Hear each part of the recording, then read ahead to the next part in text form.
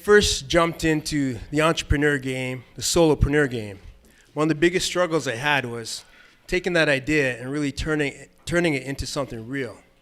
And the reason that was a struggle for me is because I knew you have to be motivated. You got to be inspired. You got to believe in yourself. But sometimes I would just feel blue, just feel sad, frustrated. I didn't know if I could do it. But I knew you're supposed to be optimistic and happy. So I was living in a happy mess. I was happy on the outside, but messy on the inside. And sometimes I would wake up and I'd be miserable, and I'd get up and my family would say to me, "You can't be miserable. You can't be upset.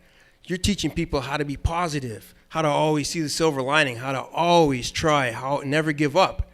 You're Mr. Positivity. You can't be upset." And I would say, damn, they're right. I can't be upset. I got to focus on the dream, focus on the goal. I got to push these feelings away. And I would try to hide those feelings and push them away, but they wouldn't go anywhere. They would just sit on my shoulder and they would talk to me. Or they say things like, "Man, you can't do this." And I would say, "La, la, la, la, la, I can't hear you." And then they would say, "Man, you suck." And I would look at my bank account. I would say, "Yeah, they're right, I do suck." And then I would close my eyes and I'd say, "No, I got lots of money in the bank account. Everything's fine. I can't hear you. It's all right." And then I would focus on my affirmations, and I would say, do my visualization and have gratitude. I would do all the things that I was supposed to do, but I would still be frustrated. I would still feel blue. And then my family would tell me, "Man, you can't feel blue. You gave up the right to feel blue. You gave up the right to have human emotions when you decided to be a motivational, inspirational speaker, when you decided to inspire people and you became spiritual and you put yourself on that pedestal. Now you got to live up to that pedestal." And I would look at them and I'd realize that, yeah, they're right. I can't motivate people if I can't even motivate myself. And so I would fight those feelings again, and no matter what I did, I would still feel blue.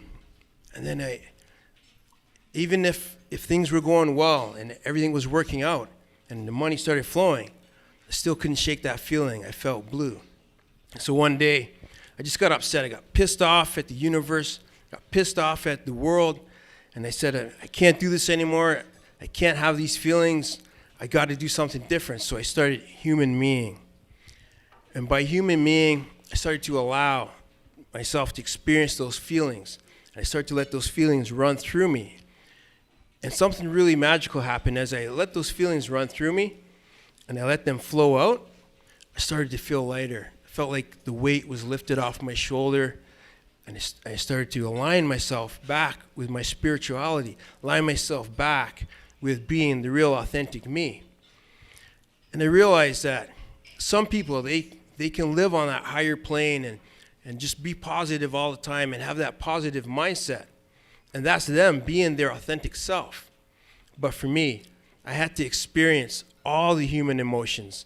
I had to experience being frustrated. I had to experience being sad. And I had to learn how to use that to really build my success and to guide me through what I was trying to do.